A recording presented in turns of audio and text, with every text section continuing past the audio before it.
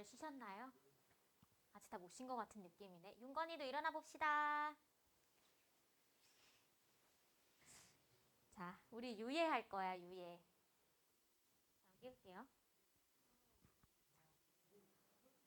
아이고, 졸려. 그래, 지금 졸릴 시간이야. 근데 조금만 더 참으면 집에 갈 수 있어. 2시간만 뒤면 집에 갈 수 있어, 얘들아.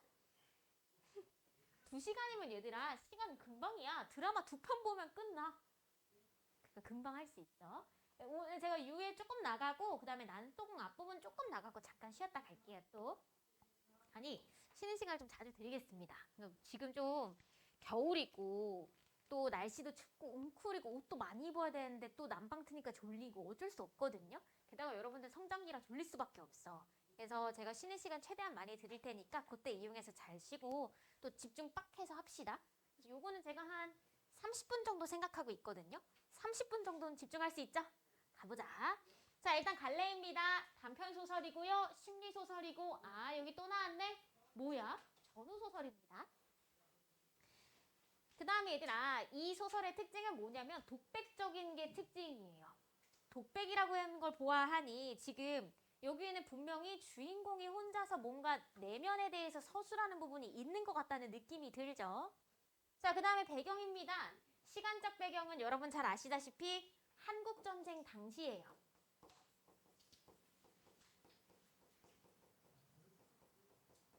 근데 제가 한국전쟁이라고 표시를 하는데 6.25 전쟁, 한국전쟁 다 같은 뜻인 거 알고 계시죠? 자, 그 다음에 공간적 배경입니다. 아, 그 다음에 시간적 배경은 여기에 겨울이라고 같이 한번 더 넣어드릴게요. 자, 그 다음에 여기에 공간적 배경은 어디냐면 산골 마을에 눈이 덮인 들판입니다.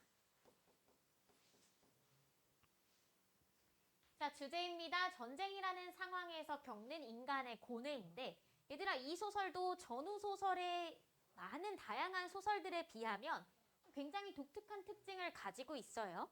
왜냐하면 제가 앞서서 설명해드린 것처럼 이 한국전쟁을 배경으로 하는 다양한 소설들의 핵심은 남과 북 사이에서의 이념전쟁을 핵심적으로 다루거든요. 근데 이 소설도 마찬가지로 이념 논쟁에 빠지지 않고 뭐에 대해서 다루고 있어요?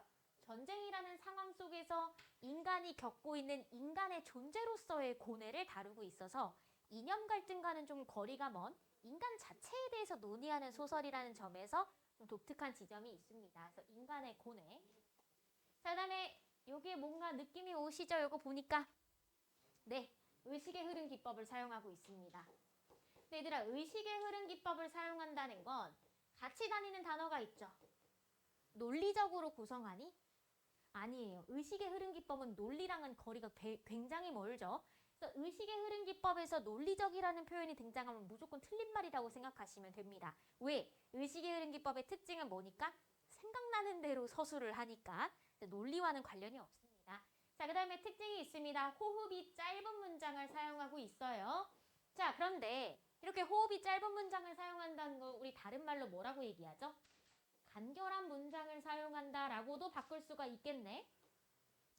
그래서 우리 앞에서 살펴봤던 너와 나만의 시간도 문장이 굉장히 간결합니다.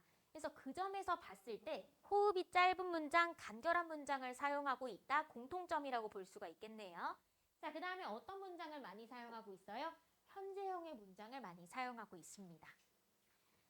자, 그렇다면 얘들아, 우리 밑으로 내려가셔서요. 본문 한번 같이 읽어보도록 할게요. 시점은 제가 본문 읽으면서 하나씩 찾아보도록 하겠습니다. 어머?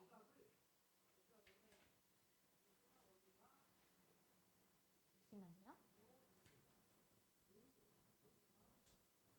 네, 가보도록 하겠습니다.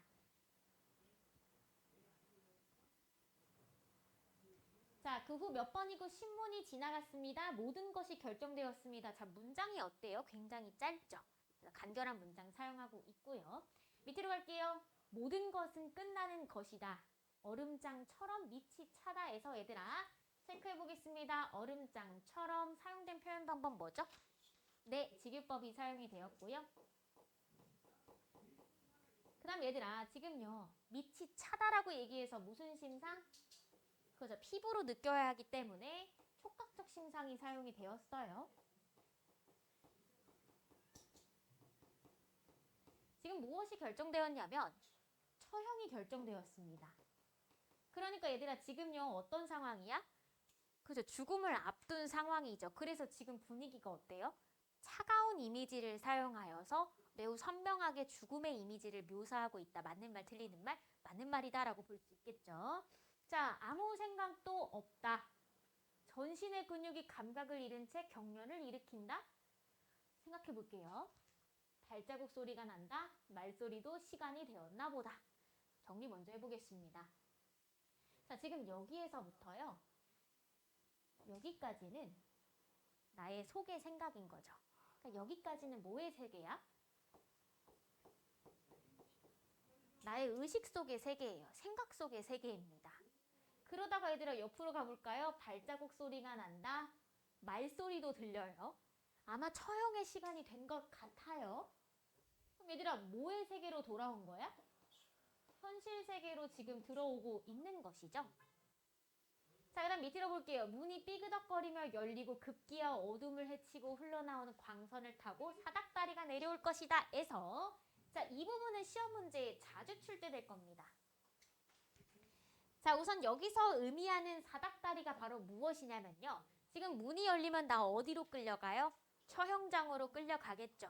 그럼 나는 거의 100% 죽을 거야. 난 곧 있으면 죽는 게 확실하죠.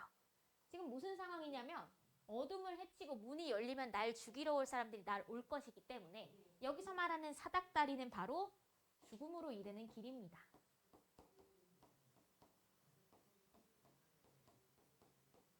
근데 얘들아 말투를 한번 생각해 볼게요. 지금 굉장히 간결한 문장으로 쓰이고 있기 때문에 죽음을 앞두고 있는 한 인간의 내면치고는 굉장히 건조하게 표현이 되고 있죠. 그죠? 밑으로 보겠습니다. 숨죽인 채 기다린다. 일순간이 지나갔다. 조용하다. 아무런 동정이 뭐겠어요? 조용하죠. 지금 상황이. 움직임이 있어요? 없어요? 움직임이 없다라는 뜻이에요. 어떤 일일까? 몽롱한 의식의 차고 탓인가? 구둣발 소리가 들려오는데 점점 가까워지고 있죠. 자, 여기까지는요. 한 인간이 자신의 내면에 대해서 독백하고 있었어요. 근데 여기서 갑자기 밑도 끝도 없이 누가 튀어나오기 시작해? 그는이라고 시작하네. 몇 인칭이야 그가 나오면? 3인칭입니다. 자, 얘들아 문학에서요. 이렇게 문장의 주어가 3인칭으로 시작된다는 건 서술자가 어디에 있다는 거야? 작품 밖에 있다는 걸 뜻해요. 그래서 3인칭이라는 말이 나오면 곧 서술자가 작품 밖에 있구나 라고 생각을 하셔야 돼요. 그런데 얘들아 제가 초록색으로 필기하기 이전에 주황색으로 필기한 내용들을 보시면 지금 얘는요. 개인이요 지금 무슨 생각을 하는지를 하나하나 다 설명해주고 있죠. 그래서 제가 지금 주황색으로 필기한 내용들은 1인칭의 시점이에요. 주인공이 자기 스스로의 내면을 서술하는 부분인데 그러다가 갑자기 어느 순간에 3인칭으로 바뀝니다. 따라서 이 소설은 시점이 두 가지가 섞여있는 소설이에요. 이해가 되셨죠? 자, 그럼 가보도록 할게요. 그로 주어가 시작되는 것을 보아하니 뭐가 변했어요? 시점이 변화했구나. 자, 고개를 들었습니다. 맑은 광선이 눈부시게 흘러 들어옵니다. 에서 자, 그는이라고 시작해 놓고서는 눈부시게 흘러 들어오는데 사닥다리가 보입니다. 라고 해서 아까 전에 이 사닥다리가 뭐였었어요? 죽음으로 가는 길이었죠. 그게 바로 보였다고 인물의 내면을 서술해줬네. 아, 그럼 서술자가 작품 밖에 있음에도 불구하고 인물의 속마음까지 다 알고 있네? 뭐예요? 전지적 작가 시점이 쓰였구나 확인하실 수 있겠죠. 근데 얘들아 잘 생각해보면 전지적 작가 시점이든 1인칭 주인공 시점이든 둘 다 주인공의 내면을 서술하기에 유리한 시점입니다. 따라서 이 소설은요. 의식의 흐름의 기법을 사용해서 이 죽음을 눈앞에 두고 있는 전쟁 앞에 있는 한 인간의 속마음을 아주 내밀하게 표현하는 작품이라고 볼 수 있어요. 보겠습니다. 시점이 변화해서 얻을 수 있는 효과를 우리 함께 생각해 보도록 할게요. 자, 첫 번째입니다. 시점이요. 1인칭, 색깔을 좀 바꿀게요. 시점이 1인칭일 때랑 그 다음에 시점이 3인칭일 때를 좀 구별해서 필기해 보도록 하겠습니다. 자, 일단 시점이요. 1인칭일 때에는 좀 더 개인의 내면이 좀 더 부각이 되죠.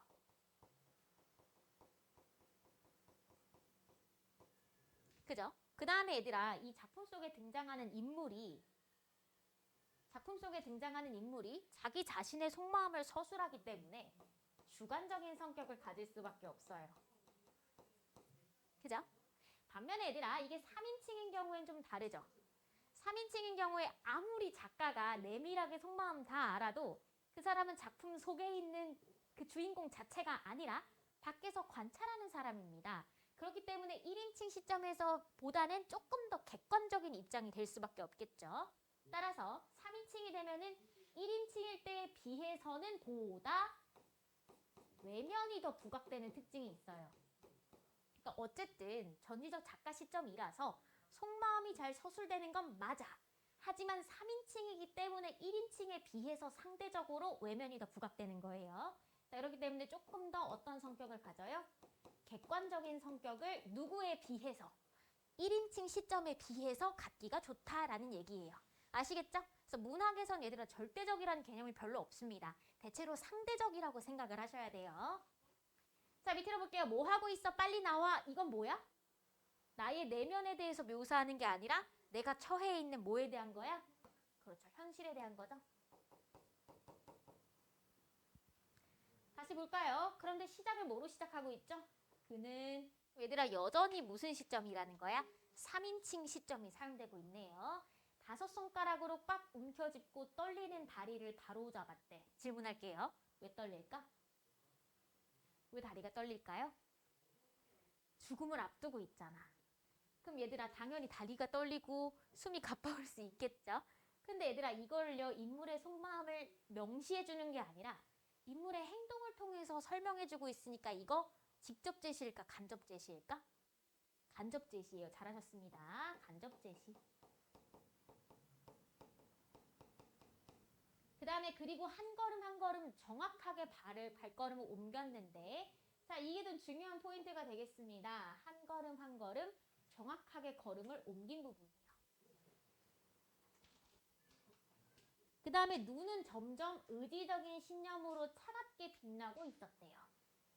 자 얘들아 지금요 이건 작가가 인물의 행동을 서술해주고 있어요.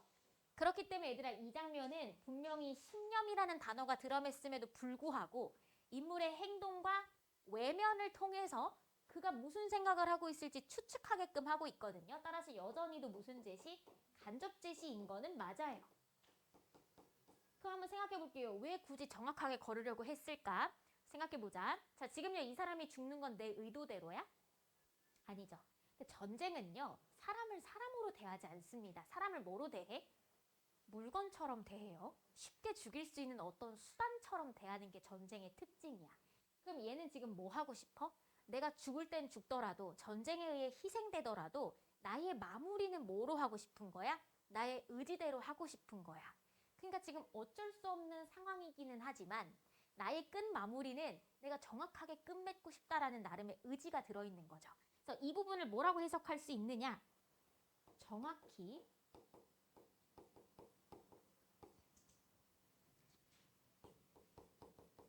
자신을 끝맺겠다는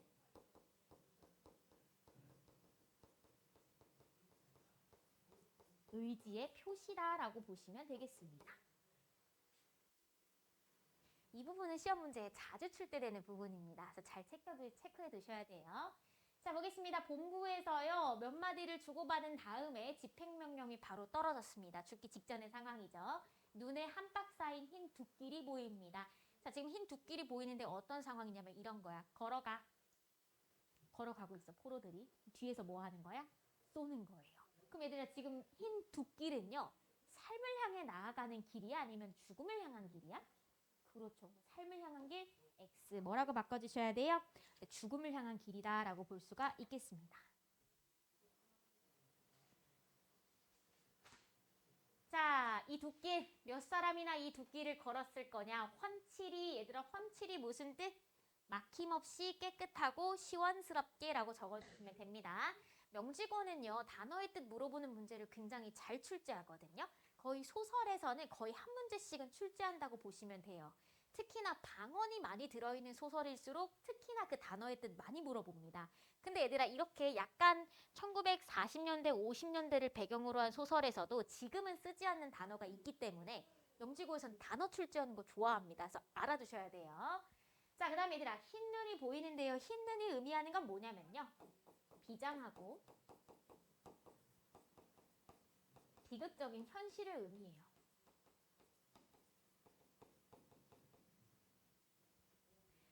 자, 가슴이 탁 트이는 것만 같대요. 자, 그러다가 똑바로 걸으시오. 남쪽으로 내단 길이오. 이거 누가 하는 얘기야?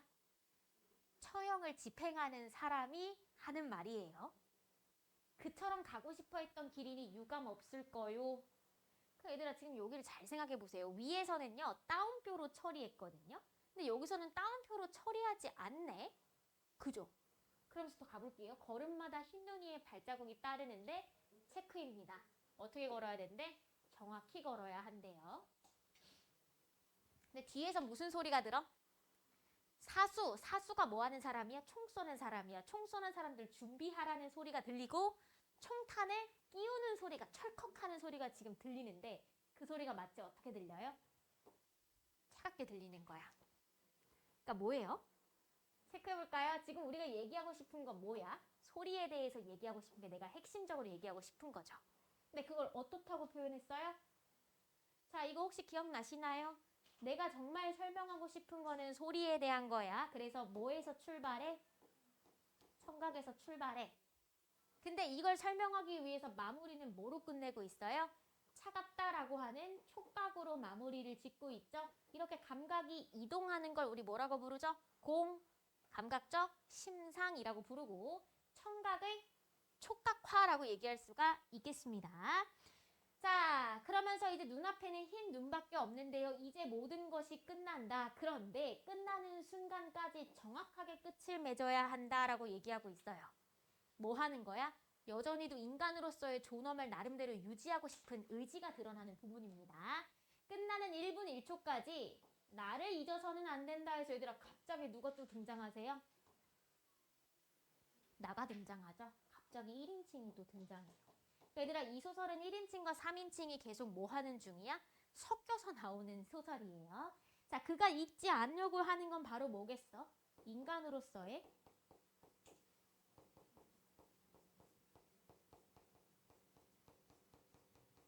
인간으로서의 자기 자신을 잊지 않으려고 하는 것이죠. 자, 걸음걸이는 그의 의지처럼 또 정확했다 해서 얘들아 그가 또다시 등장하네요. 뭐죠? 3인칭이죠. 한 걸음 한 걸음 다가가는 걸음걸이가 죽음에 접근하여 가는 마지막 길이어도 체크해 보겠습니다. 뭐야? 결코 허튼, 불안한, 절망적인 것일 수는 없습니다.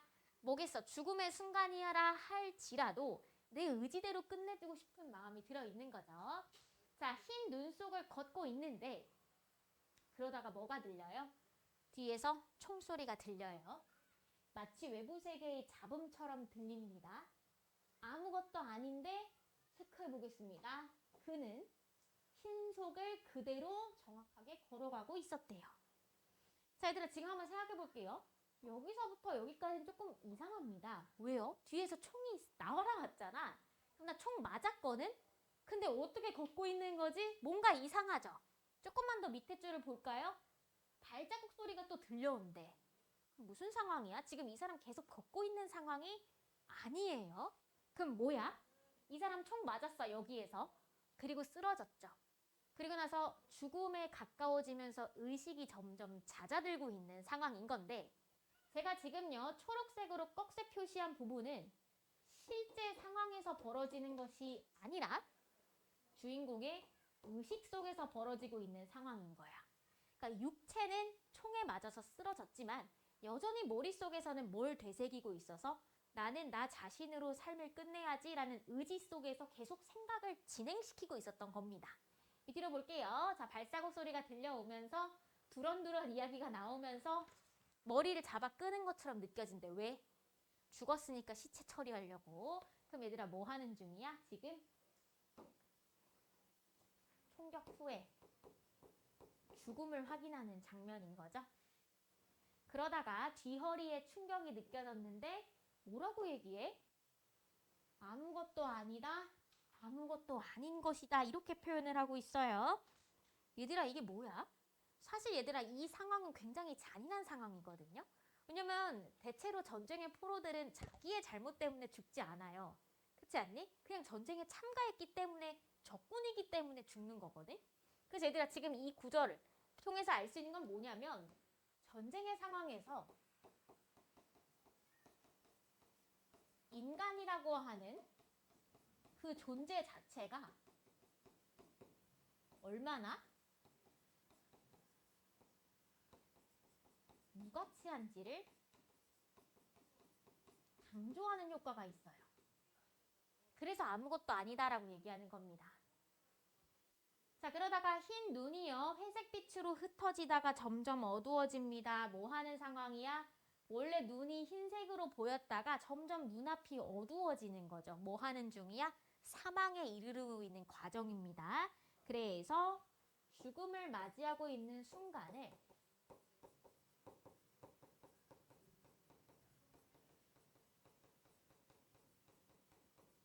뭐로 표현해요? 명암 대비로 표현하고 있어요.